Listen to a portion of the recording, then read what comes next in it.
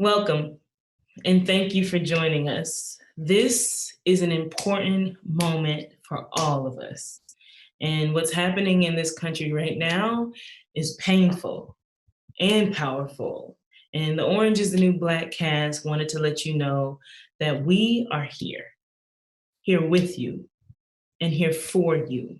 The entire cast feels connected to the protests. I know what it feels like to suffer injustice, but I want to know what it feels like to win justice. It's personal and it's real for all of us in this cast.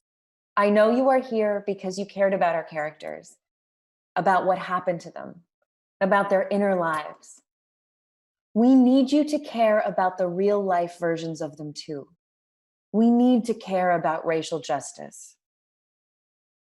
George Floyd, Breonna Taylor, Ahmaud Arbery. Those are names you probably now know. And there is Sean Reed, Tony McDade, maybe names you don't know yet. You are going to hear about what different people targeted by the criminal justice system are going through. You're going to hear from people who are transforming our society, like Rashad Robinson, Andrea James, and Stacey Abrams. They are going to tell you about how people are organizing to end racism and how you can be a part of it. You're also going to hear about history, how we got here, from Dr. Elizabeth Hinton, who will explain the deeply racist roots of our criminal justice system. And you'll hear from Rachel Cargle, a truly profound teacher, who helps people come to terms with undoing racism within themselves and in their lives. We're here above all so that you can hear about all the ways that you can get involved. We're going to give you some really specific things that you can do, and we hope that you'll join in and take action. This moment needs all of us. You're going to find a role for yourself in this story. You're going to want to donate. You're going to want to demand that television actually shows the truth of this system, but you're going to jump in, and we're jumping in with you. Over the last weeks, we have seen the truth of anti-Black violence in our society, how systemic it is, how vicious it is, how it destroys lives and entire communities. We've seen the way that the most fundamental human rights of Black people are undermined and attacked every single day. You saw some of this on the show, how the system works, how it incentivizes violence and abuse. On the show, Pusey Washington was killed by a prison guard. That violence is no fiction. That racism is real. For every Pusey, there are so many more people out there in real life, especially Black people. People who had their freedom taken away. People who have been murdered by police. Last year, police killed 3 people every day. Police are almost never charged. I'm talking about 1% of all cases. And those stats are painful. And this is an incredibly painful moment, but it is also a very powerful moment. This is the moment that millions of people have been waiting for, a moment when big changes can happen. We are here with you to talk about action, to talk about disruption, what we can do. That brings us to our first conversation. Someone who is actually a major change maker on racial justice, Rashad Robinson. Rashad is the president of Color of Change, the largest online racial justice organization in the country. One of the organizations that has been the most powerful and effective in fighting for racial justice, not only in the criminal justice system and the movement for police accountability and prosecutor accountability, but on issues of racism everywhere. Welcome, Rashad.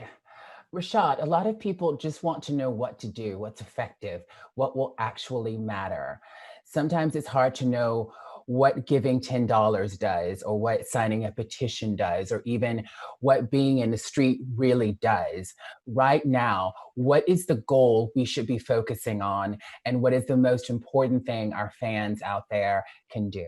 So just like a cast a TV show takes lots of different people to engage. Activism, changing the context, changing the rules, actually takes millions of people of all different walks, of all different lives, playing various roles. And so we have people at the local level all around the country working to change the role of their district attorneys. There are 2,400 DAs all around the country, and they're the most powerful actors in the criminal justice space.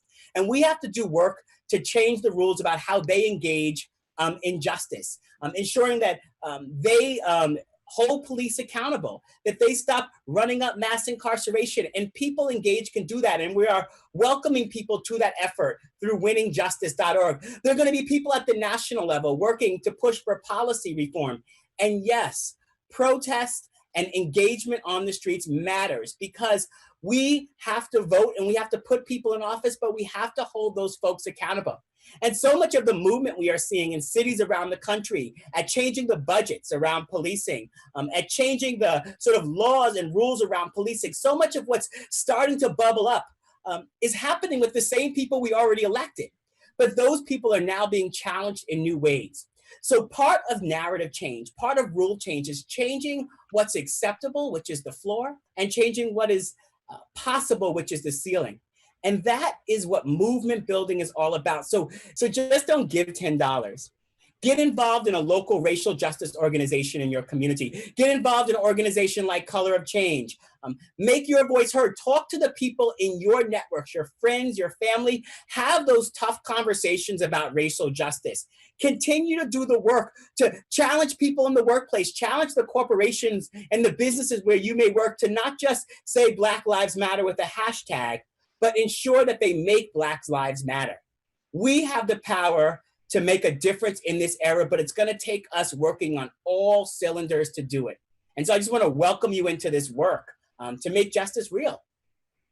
There's a whole conversation right now that's going on about defunding the police. And it's a very controversial thing. And a lot of people are like on the fence about it, don't know, or are insecure about it, or like, what does this mean for like safety for everybody?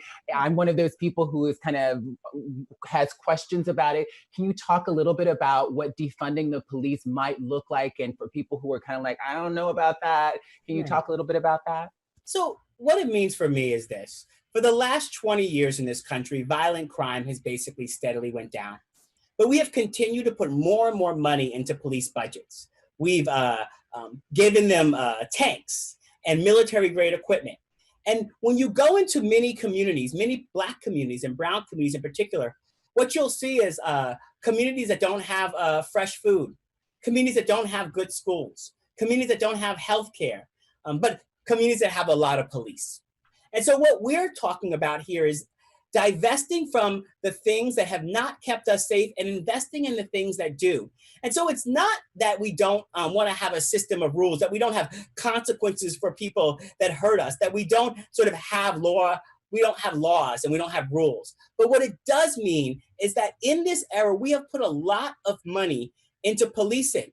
And as a result, Black and brown people continue to have so many more interactions with police. So when someone is homeless, we send someone with a gun. When a kid is not showing up to school, we send someone with a gun. When a person is having a mental health episode, we send someone with a gun. And that has not worked. And so part of what we are talking about, and exactly what we're talking about when we talk about defunding, is resetting our priorities. Putting our money where our intentions and our vision is. If we want to have communities that are safe and just, we need to look at the communities that are safe and just. And the communities that are safe and just have good schools, they have healthcare, they have all sorts of other services that ensure that those communities are whole. And that's what Black and brown communities need. You know, if police were the thing that made all of us safe, everyone would feel deeply safe in the hood. But in fact, communities that have a lot of police are oftentimes the communities that are not safe, because we've decided to only fund control and policing and not fund the things that we know keep us safe. Absolutely. I love that what you said, Rashad, is holding folks accountable. We have to hold people accountable. And I love that you broke down the defunding of the police, because that word alone, it puts people in a panic and it turns people off. So thanks for clarifying that. Well, remember 5 years ago, 6 years ago, when to say Black Lives Matter turned folks off. Yes. It made people uncomfortable. Well, what do you mean? Do I not matter? Defunding the police doesn't mean that we don't have safety and we don't have justice. It means that, you know, in many cities around the country, the majority of the city budget is policing. It's the majority of the city budget is controlling people. And that has not kept us safe. And we only have to look at viral video after viral video to know that the police have not done good things with all the money they've been given. The United States has 4% of the world's population and 25% of the world's population who is incarcerated. That means we are doing something absolutely wrong in terms of how we are thinking about safety and justice. We are putting far too much money in locking people up, and we could put a lot more money in funding our futures. Thank you so much, Rashad, for being with us Thank today. you. Thank you. Are incredible. You've enlightened me, and I think you've enlightened so many of us. Thank you so much. Appreciate you. Thank you. Natasha and Dash, I want to talk about what being involved in Orange and the New Black what it has meant for us, for you, not so much as actors, but as people who care about these issues and have had experiences with these issues. So Dash, in what ways is Orange is the New Black personal for you? How did you connect to the story or even your own character, and to what actually is happening in the real world? Well, I think that one of the things that Orange is the New Black did for us and for the audience is educate us on what is needed in our prison systems, prison reform, what we need to change. As an actor, yes, you go in there thinking it's just entertainment, but as a person, you actually are exposed to things that you would never think of. Dayanara was somebody that was either abused by the guards, that had to take action in her own hands and to not get the equal opportunity to even get a trial. And we see that so often. We see when there's holes within the system, when there's abuse going on, whether it's mentally, whether it's physically, and because it's an inmate, it has no value. I myself have spoken about it, what is the true focus here? We see that this is a systemic issue. We see that there's redlining. We see that there's marginalization. We see that there's segregation, and it continues, and we suppress it. And we live in fear to speak up. And I think that the beauty, the silver lining in all this, whether you can relate to it or not, is that this is a humanity issue. And people are taking the courage to speak up, whether it's via any platform, whether it's in person. I think that we need to realize this is a great time for change. This is a great moment for us to unite. And it is our responsibility to not live in fear, to speak up. And really briefly, Uzo and Natasha, I just wanted to also announce that I have just, as of today, have become the ambassador for the Innocence Project organization. And that's what I can contribute to my community. Yes. Yes. Natasha, what about you? You want to speak a little bit on how your connection? Yeah. First of all, I'm very happy to see you guys and really love you guys. I'm about to go off. Because as we know, in my personal experience, obviously, Nikki Nichols and I have a lot in common. We have a, history of drug addiction. I'm a person in recovery. And the bottom line is, like, I can look at my life and just know for a fact that I would have been targeted differently if, based on the color of my skin. Here I get to sit with you guys, with our great TV show and this whole life, and otherwise would have been likely had a life in the system. And that is the reality. The drug war was never really about drugs. It's so obviously about race. It's blatant. White people who use drugs, whether they're celebrities or everyday people, they get compassion. We're told we need help, that we're the victims. When Black people use the same drugs in the same way, even in the same city, they're told they're not a victim, they're a perpetrator. They don't need help, they don't need compassion, they need punishment. Which is like the worst thing you can do for an addict, and is so mean, It really is like so fucked up. Just everything that we think about drugs is a complete lie. White supremacy and systemic racial injustice are a soul sickness at the root of this country. And racism is definitely at the root, at the very origin of the drug war. And it's playing out today just like Nixon designed it in the 60s. Okay, it's for politics. It's not for safety. It's to keep Black people and other minorities down. And this country imprisons more people for drug offenses than all the Western European nations in prison for all crimes combined. So no human society has ever before imprisoned this high a proportion of its population. And the system is working perfectly as planned to tear down these communities.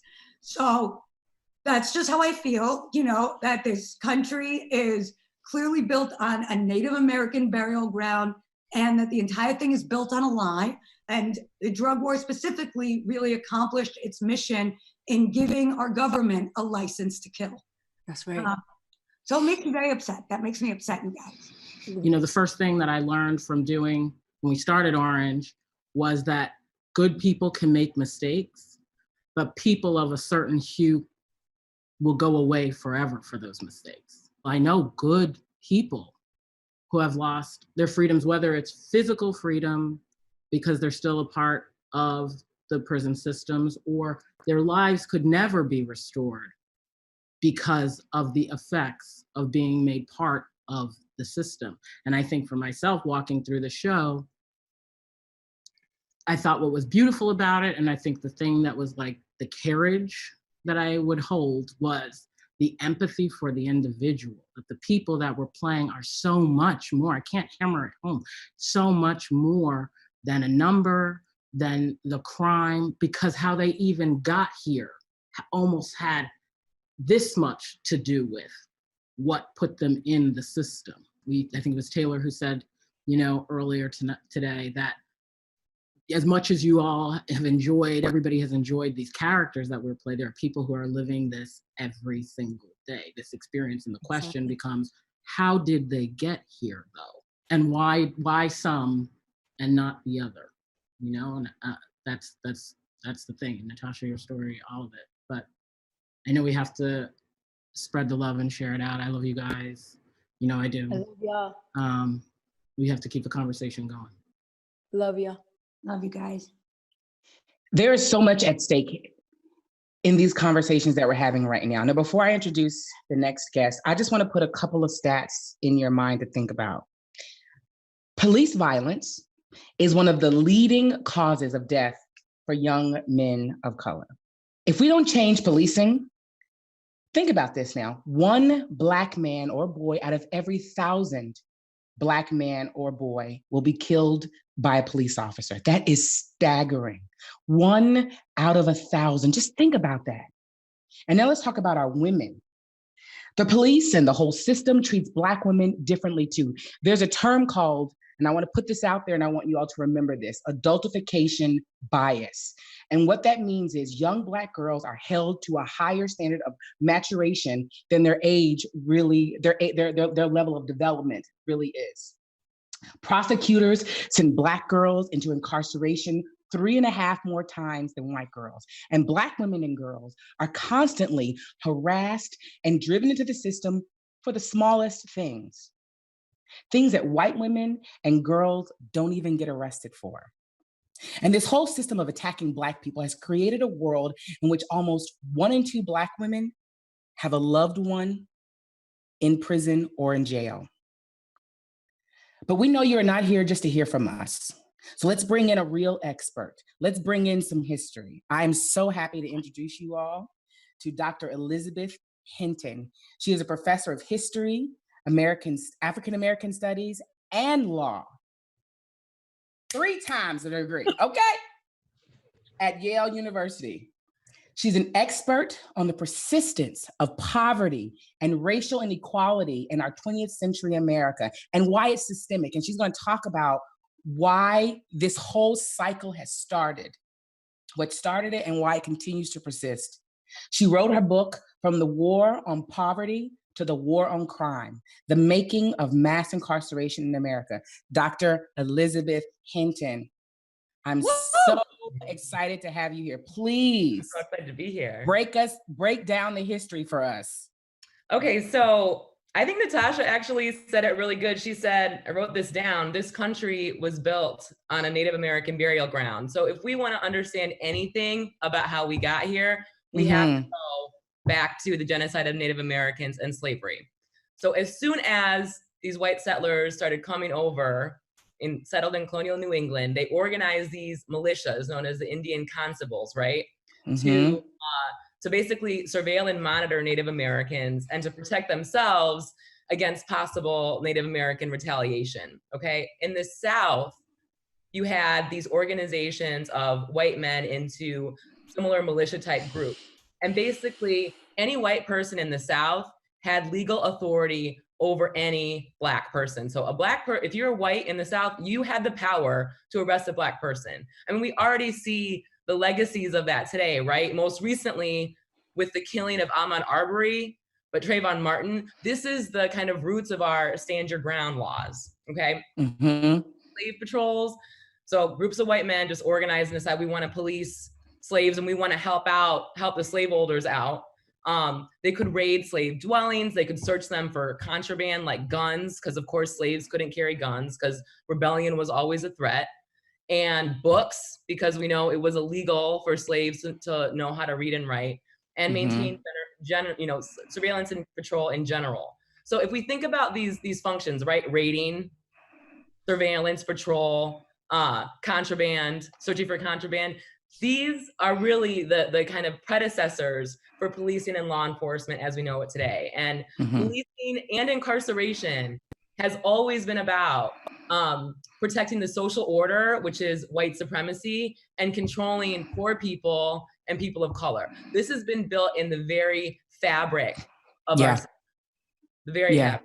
Every time rights are extended to certain groups in this country, and African Americans in particular, there's a subsequent clampdown on those rights. And that takes the form of new laws and new systems of systematic incarceration. So first, immediately after slavery, after the Civil War, we get the enactment of the Black Codes, which basically prevented 4 million newly freed people from being able to own arms or testify in court.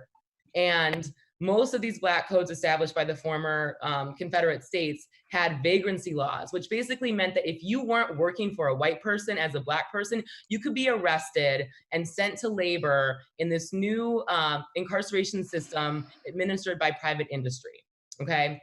So 100 years later, after this, 1965, at the height of the civil rights movement and progressive social change in this country, President Lyndon Johnson calls for the war on crime and begins an unprecedented federal investment in police forces, so the militarizing police that we see today, courts, and the prison system. And we are living in the shadow of that decision, of that war on crime today, and that helps us understand how we got to George Floyd. How does one even begin to unravel our prison system? How do we even begin to figure our way out of this? Yeah, I mean, it's the ways in which mass incarceration and the kind of system of policing and criminal justice seeps into the lives of so many Americans, and every facet of our society makes the idea of overcoming our mass incarceration society somewhat daunting. But I think part of it is, one, we've got to, as a nation, begin to reckon with racism in new ways. We've got to think about how to understand our history and some of what I just touched upon. And then I think it's about thinking about, like, what kind of a society do we want to build? Like, what does equality mean for everyone? How can we achieve that? And that means that the people in power and elites and white people are going to have to give something up. But with that, what if we transformed how we thought about public safety? Going back to something that Rashad Robinson said, like, what if we think about our spending priorities, and instead of investing in police and prisons, we invested in, vibrant school systems and decent housing for people and jobs? I had the chance a few years ago. One of my neighbors was the chief of staff for DeKalb County Jail, and I had a chance to visit the system, and a lot of inmates get transferred, and so they don't complete their education when they're incarcerated. So then when they come out, there's that difficulty in how do you pick back up? Can you speak a little bit about education in the prison system? What challenges you've seen? Just tell me a little bit more about that. Well, this is something that's really near and dear to my heart as an educator. And, you know, I really feel like institutions, and especially elite institutions of higher learning, have a responsibility to step up and begin expanding educational opportunities to incarcerated and formerly incarcerated people. I mean, you know, for all of the really gross and alarming racial disparities in the justice system, education is actually a greater prediction for future incarceration than race. So if you're a white person who didn't graduate from high school, you're much more likely to go to prison than a person of color who did graduate from high school, right? So, you know, again, this is thinking about reframing priorities. We could look at prisons, people who are in prison, and say, wow, this is a group of people, because between like 56 and 69% of people in prison don't have high school diplomas. So this is a group that has been undereducated due to socioeconomic conditions and many things beyond their control, such as growing up in a community with really bad school systems. So instead of just creating the system of prisons that warehouse people, where people languish and like can't be as productive as they should, this is an opportunity to say, let's invest resources and educate the most undereducated people in society. And I think this is really key to thinking about too, like moving beyond a mass incarceration society. What are ways that people can re-enter and can contribute and become, you know, really vital on the outside once they've served their sentences? Elizabeth, I think I can speak for all of us when we say prioritizing education is a real passion for all of us on the show, and the show itself provided such an education for all of us in our different spheres. Thank you so much for talking with us today. We're getting messages saying, please wrap up this amazing discussion. But I would encourage everybody to look to Elizabeth Hinton's work, to read her work. Thank you so much for being with us today. Thank you. Thank you. So we promised you that we wouldn't tell you about all the problems without telling you the solutions. Now, remember what Rashad Robinson said from Color of Change about how to hold these prosecutors accountable for their actions by going to winningjustice.org, donating, but more importantly, taking action, seeing how you can get involved in these prosecutor elections. Know what government officials are running for office, what their platforms are, if it aligns with your beliefs and ideal systems, and what the collective body is trying to do right now, and vote them in office.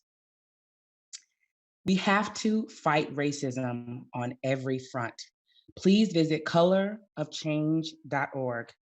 Kate, I want to check in with you. I know you've been listening to a lot of history. I want to check in with my white folks. How are my white folks doing right now? I know it's probably overwhelming right now with all the information you've been giving. And I know it's emotional, and I know there are a lot of feelings out there. So I just wanted to check in, see how you're doing, seeing how you're taking in all the information that you've been hearing. This is just the beginning. How do you connect learning about history with helping to change the course of history? First, it's great to see you, Adrienne. Vibrant, as always. It's a lot to absorb, because what's striking me is that I have a lot to learn as a white woman, and a white woman of a mature age. That's something to really have. It's tough to swallow that. But it's important not to get overwhelmed, because we've got to lean into it. We've got to lean into the learning. I think understanding history helps us understand how we got here, but it also helps us understand how to change the course we're on, how to change history. As Toni Morris has said, race is a white problem. That means we have to change. White people have to change. Ibram X. Kendi says in his book, How to Be an Anti-Racist, one of those books that's truly changed the conversation, what's the problem with claiming to be not racist? It is a claim that signifies neutrality. That's the problem. I am not a racist, but neither am I aggressively against racism. But there's a no neutrality in the racism struggle. The opposite of racist isn't not racist, it is anti-racist. To change history, we have to change our mindset to a mindset of being anti-racist in everything we do and in all the policies of society. I'm going to bring us into a different type of learning now, learning about ourselves and how we individually uphold systems of oppression. I believe education has the power to organically precipitate change. Unlearning the white supremacist, revisionist history we as Americans have been fed and translating that knowledge into action is a responsibility everyone needs to take on. For me, this looks like actively seeking ways to redistribute my privilege, making sure a portion of my income and my energy goes directly into supporting Black leaders and communities. In my work life, this looks like actively seeking out and supporting the work of storytellers who decentralize the white experience and amplify the voices, bodies, and lives of Black people and all those who have been pushed to the side for far too long. I have to play an active role in pushing back. Rachel, welcome. You are a revolutionary academic and activist, founder of the Loveland Foundation, which is an organization dedicated to showing up for communities of color in unique and powerful ways, especially in terms of mental health. It is a true honor that you are here joining us. Thank you. I'd like to ask you, what does the path to becoming truly anti-racist look like? How do people go from learning to think differently to actually acting differently? There's a lot of conversation right now around being an ally.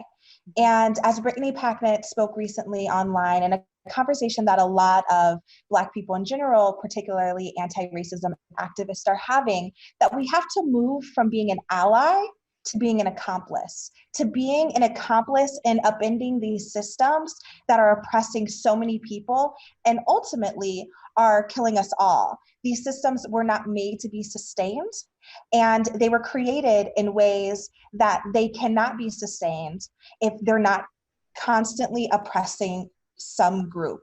And so those who benefit from those systems, even if they aren't actively participating in it, even if they aren't consciously participating in it, I should say, they are benefiting from it, whether they know it or not. And so right now, the way that I'm teaching is through a framework that I created that says knowledge plus empathy plus action.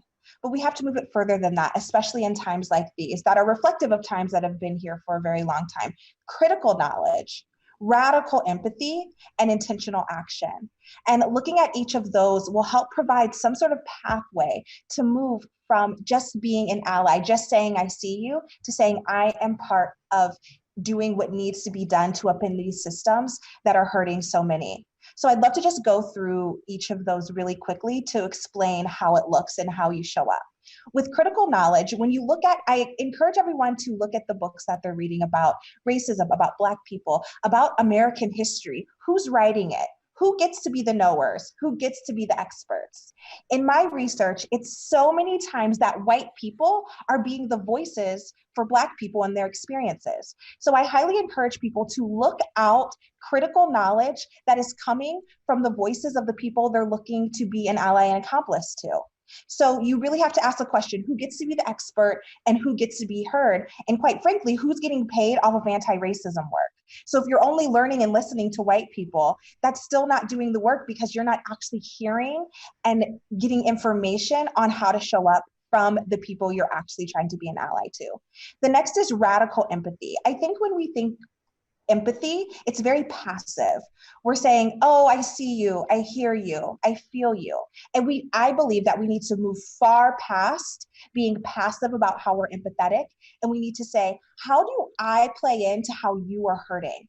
And for white people, that's a reckoning that needs to be had, to say, what are the benefits that I hold that continue to give you less access, less opportunity? And that's often resources, money, land. Which is also another conversation that needs to be had in terms of the Indigenous community. It's none of our land really, but also looking at the critical empathy of how do I have a voice? How do I redistribute those powers for the benefit of the marginalized groups? So that radical empathy, not just to say I see you, but how do I play into how you're existing in one way or another? And the next is intentional action. It's not enough for white people to show up in this movement and do something until they feel better.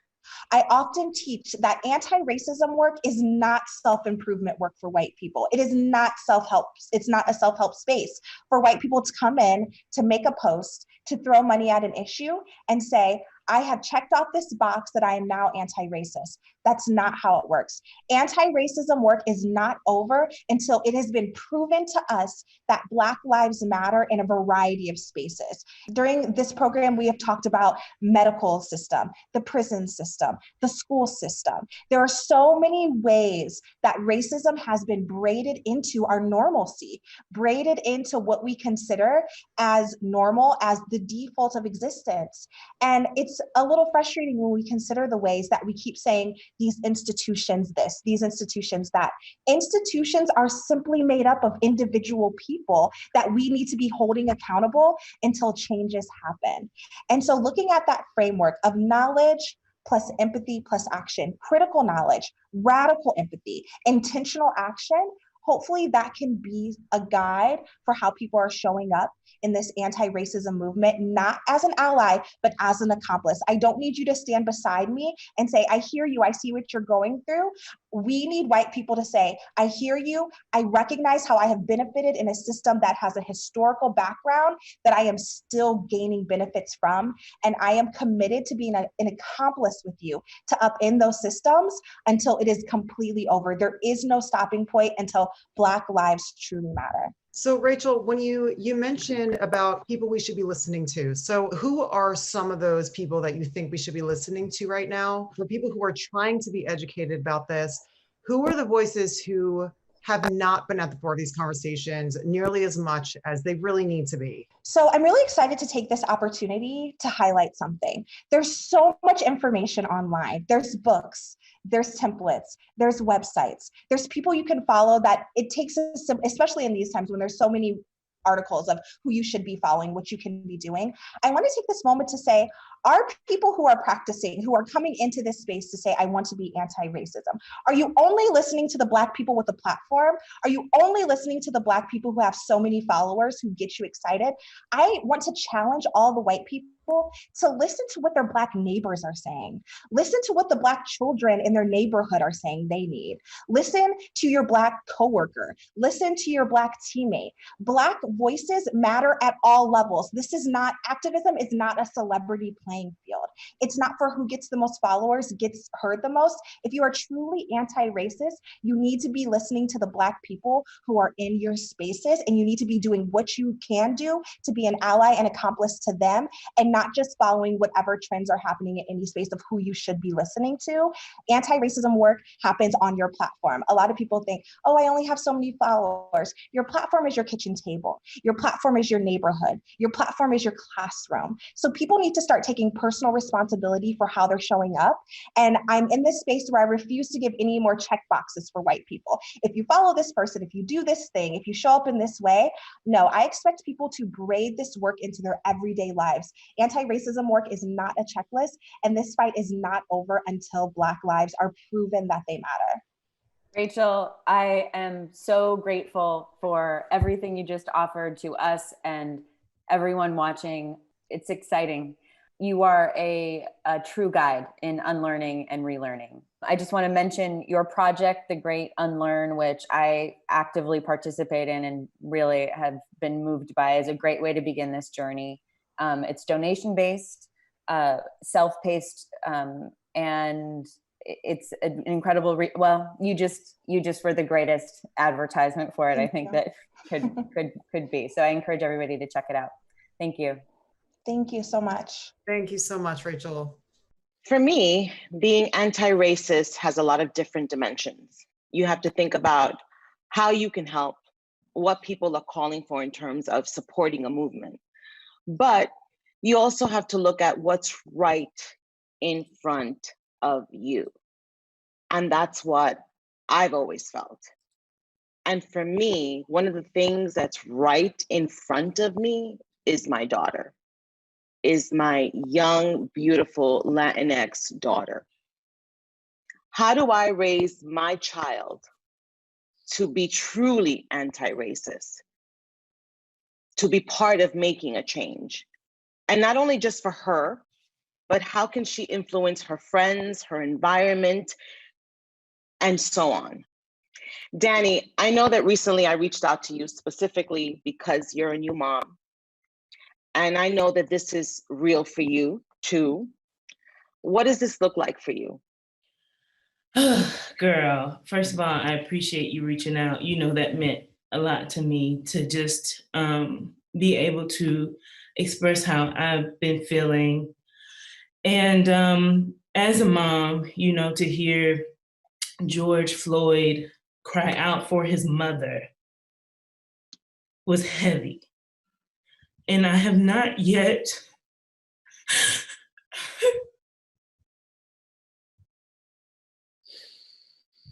I know, baby, I know. I have not yet been able to cry. I have not had the words. And before Freya was born, I had this fear of like being a mom because I was going to be raising a Black child and bringing a Black child into this world and what that meant. And then once I had her, I had this like fear kind of lifted off my shoulders because I felt like mama bear, you know, like I can protect my child, you know. And then I'm reminded 6 months in her being alive that with the deaths of Ahmaud Arbery, Breonna Taylor, with situations like Christian Cooper, Ayanna Dior, George Floyd, the world don't give a damn, as Tasty said, about Black and brown people. And that maybe as a mom, I can't save her from this ugly, abusive world that she is going to be raised in.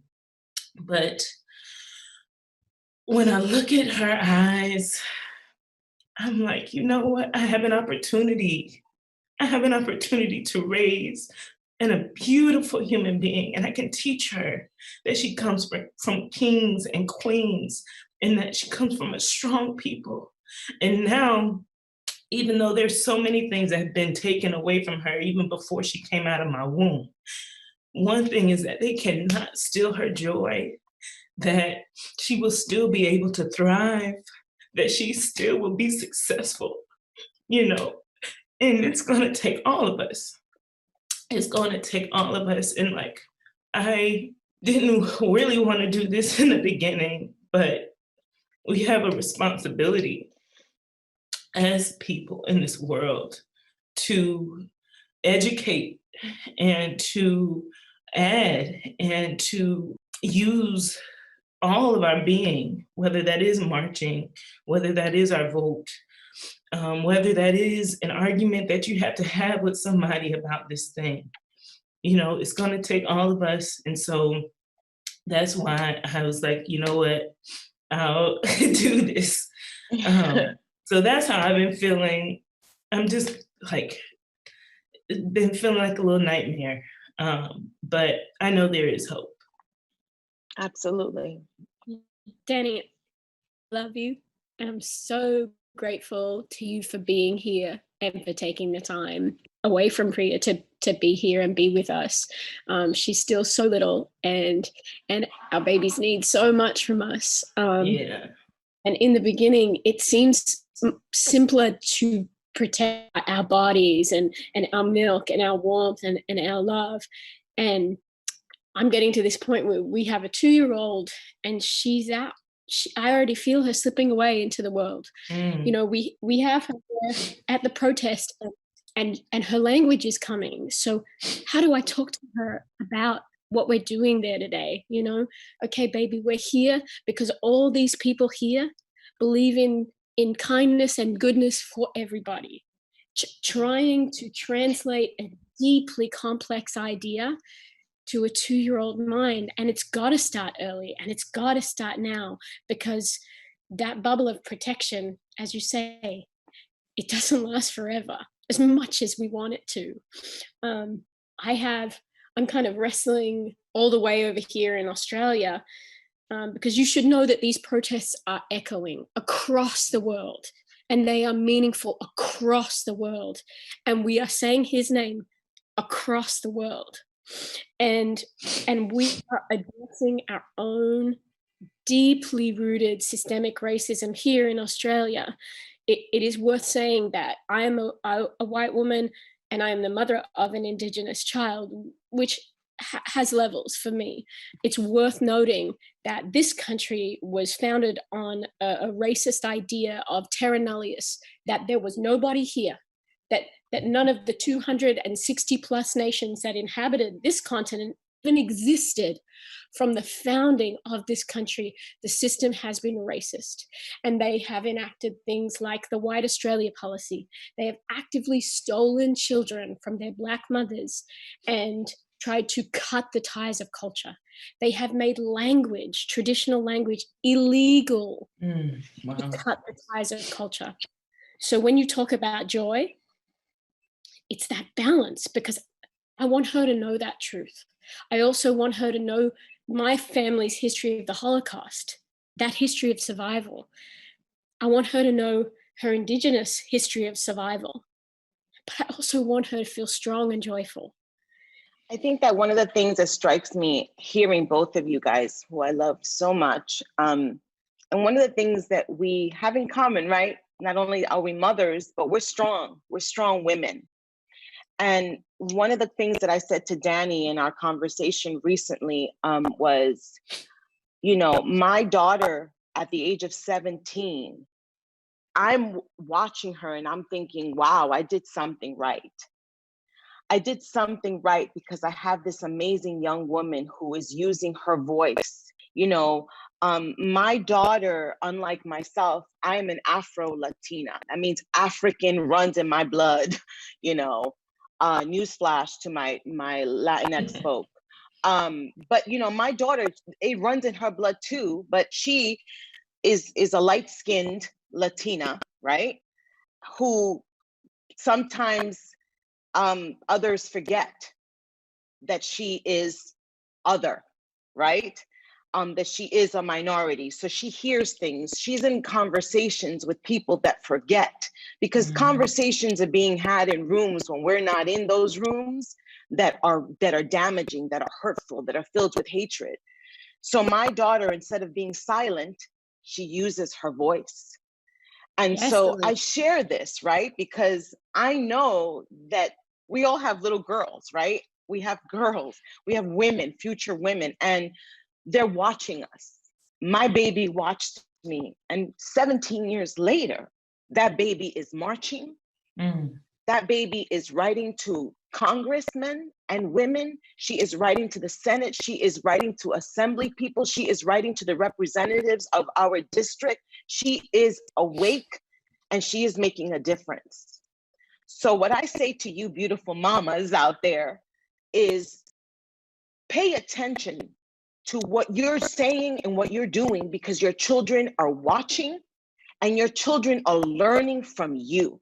I feel a lot of hope for the future, because if there's any indication just by what you two are, who you two women are, and how you're raising your children, there's hope.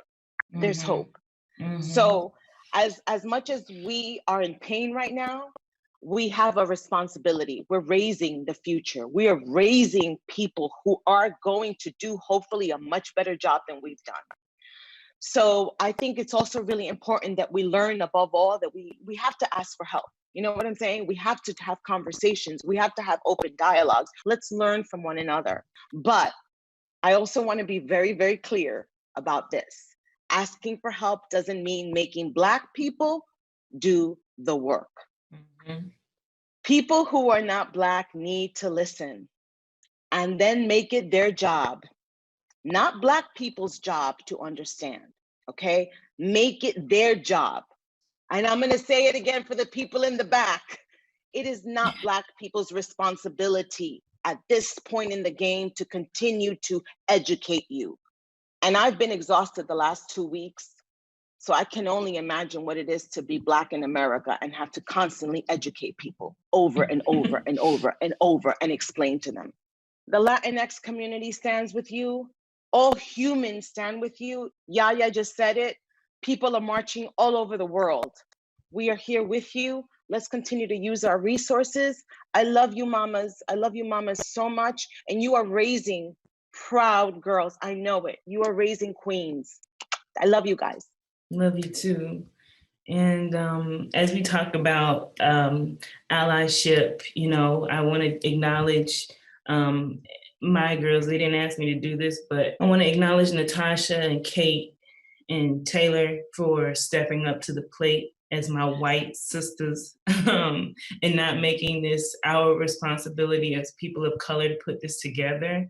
You know, and I'm not saying that in a sense of praising them, but I want to say that in a sense for those who are wondering, as a white person, what can I do? What can I do? There are things you can do, and you have to figure it out. And so I'm going to pass the mic to another white ally sister, Piper. And Piper is going to bring you to someone else who can lay all of this out for us. It is incredibly important that we work together to change our criminal justice system, which is deeply racist and destructive.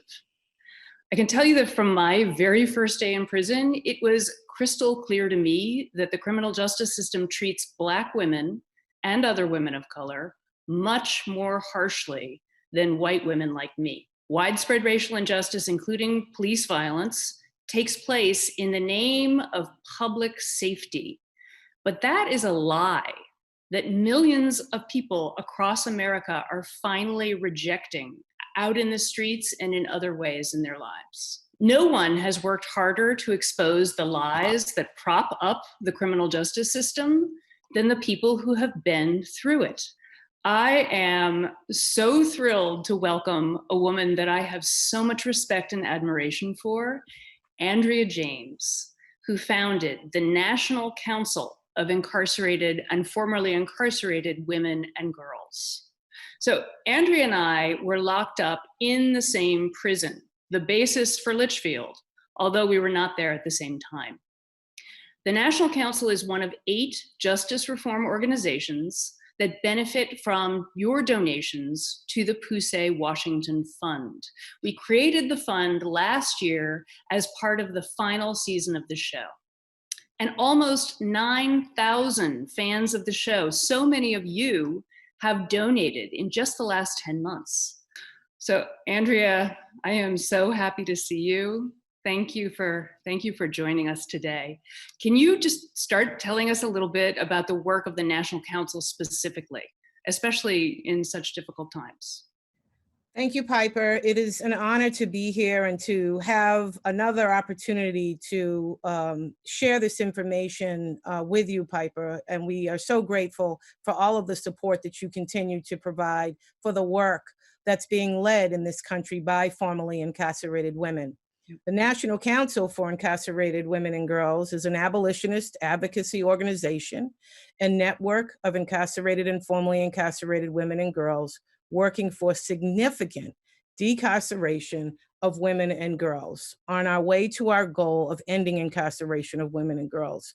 We know, Piper, as you know, that a prison will never be a place for a woman or girl to heal and advance her life. Black women in this country, Piper, are underprotected. We are over-criminalized and over-incarcerated, and Black girls are expelled 4 times the rate of their white peers. We started our work in the Danbury Federal Prison in 2010 as incarcerated women who heard an increase in dialogue about the need to end mass incarceration, but heard nothing about the increase of incarceration of women in this country or about the children and communities we were separated from. Mm-hmm. My youngest daughter, Piper, as you know, was 12 years old when I went to prison, and my baby boy was 6 months old. The pain of that is indescribable. If you've ever heard the muffled cries of an incarcerated woman at 3 o'clock in the morning, desperate to hold her children, to tell them that she is their mother and that she loves them, it is something that you will never forget. That's right. It's important as we do this work that we center the voices, experiences, and ideas of the women and girls most directly affected as we work to create change. Yes, I agree as well. And if I may interject, Andrea, where could people look up this information? Do you have a website, or just give us some information so those that want to be involved can then pursue and do their own research? Our website is nationalcouncil.us. 3 of the organizations supported by Orange is the New Black, Who Say Washington Fund, are founded and led by formerly incarcerated Black women doing important work focused on housing and education, such as Susan Burton at A New Way of Life and Vivian Nixon at College and Community Fellows.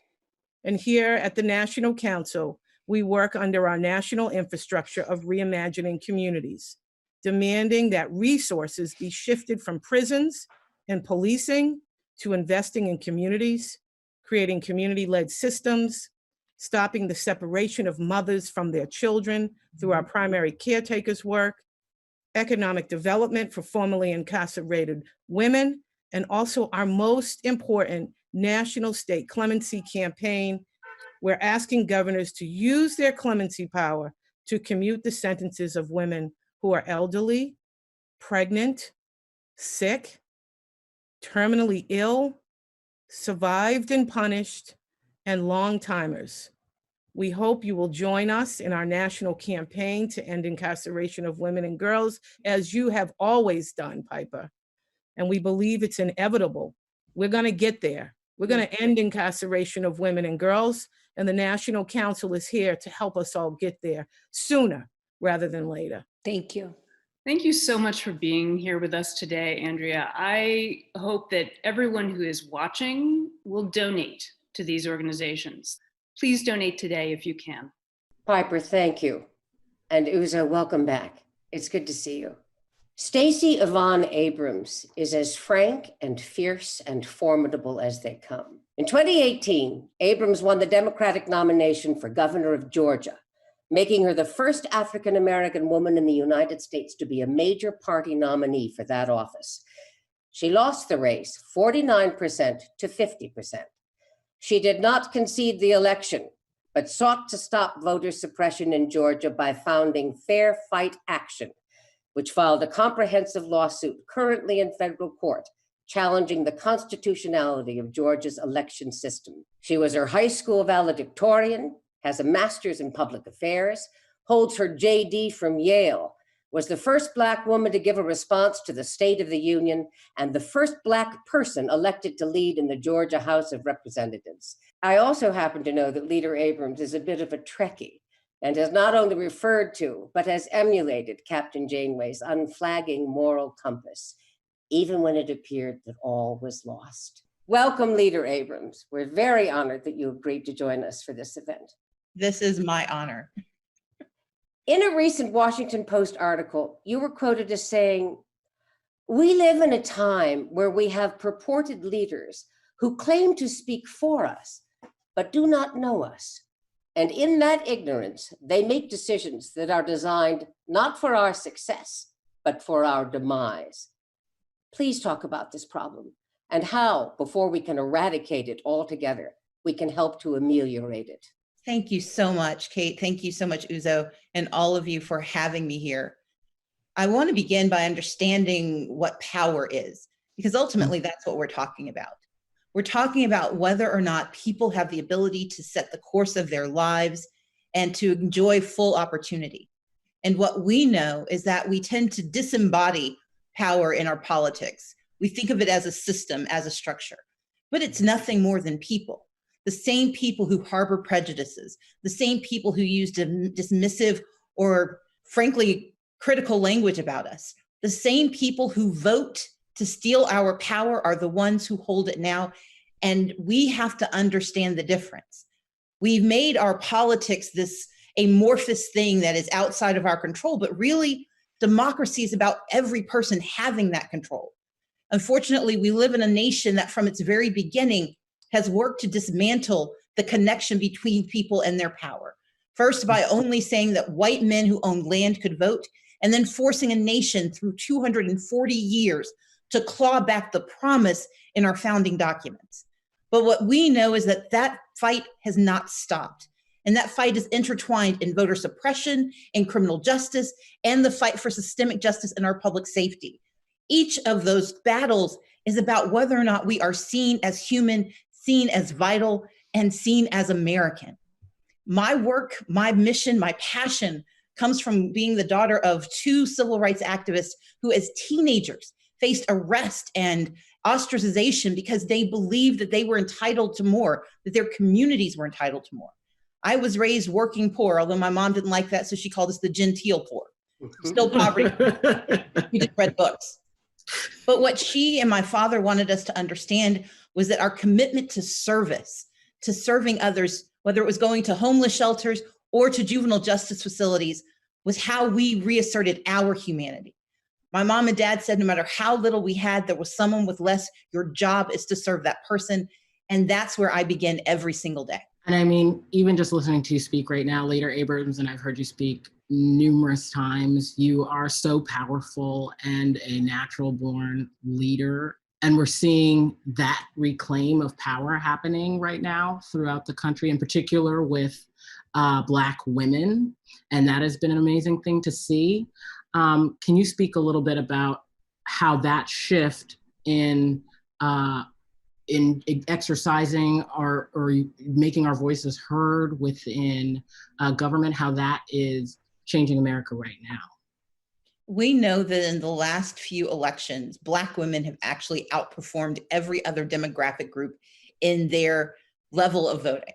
And it's because Black women know that their lives are on the ballot, that the choices made about whether you have access to healthcare, whether you have access to food, to whether you live in a food desert or not, childcare deserts, the ability to have a job that does not put your life at risk, the ability to give birth without fearing that you will die within a year of your child coming into the world. I live in a state with one of the highest maternal mortality rates in the world, where Black women are 3 times more likely to die in the year of giving birth, not because of anything that happened at the moment of birth, but because of the lack of infrastructure that values their lives.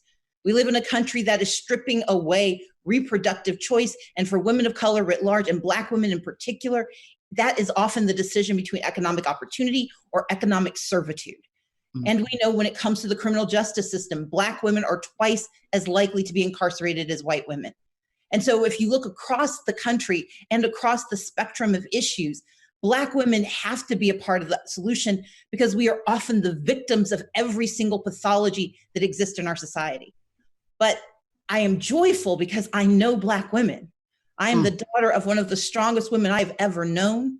My grandmother, my great-grandmother, my family writ large is filled with strong Black women who have succeeded despite the obstacles, but who more importantly didn't wait to be told that they were eligible for more, who fought their way through because they knew they could, but more than anything, they reached back and brought others with them. Kate was incredibly kind in her introduction. And one thing that my mom and dad taught me, especially my mother, is you don't just go through the doors the first. Your responsibility is to take it off the hinges and make sure everyone else can get inside. And that's what Black women do. I watch every day as Black women try to beat the odds, despite living in, particularly in this moment of COVID-19, where they're more likely to be the essential workers on the front line. They're more likely to be the ones who do not get paid sick leave. They are more likely to be the ones who have to take care of family members who are suffering, and they're the least likely to be economically resilient. And yet they persist. And so my joy and my deep, profound pride in Black women comes from knowing that we are capable of more, but we are also responsible for demanding more. And when demands are not met, we have to be the ones who stand up and take the power ourselves. That's right. Leader Abrams, you are powerful, passionate, eloquent, and you are our promise for a better future. Thank you so much for joining us tonight. Thank you for having me. Thank you. This has been an amazing reunion for all of us. And I just want to say, you came on this journey with us, and we are also on the journey with you. We came together to make change together, and that's the only way to do it. When I think about Tony McDade, a trans man murdered by police in Tallahassee, Florida, just last month, I want to just take all of us here, all of us, our energy, our collective energy, all of our voices, and lift up his name. And I want to change this country, to make the humanity of all Black people, including Black LGBTQI people, something that this country not only recognizes, but celebrates. Please look at the links below in the video description to learn more about what we talked about, and especially what you can do to take action. And thank you so much to Color of Change for helping make this event possible. And thank you to our fans for being with us and for listening. Listening to voices that may be new to us is so important right now. And it's a learning journey, whether it's learning about how we got here or where we go from here. Staying engaged, listening to the voices of people who have been marginalized, especially Black voices, is something we are doing, and we hope that you will too. Thank you for all the ways you have supported us over so many years. We hope you will give that same support, but I'm demanding that you support. And moreover, to join the fight that's taking place right now.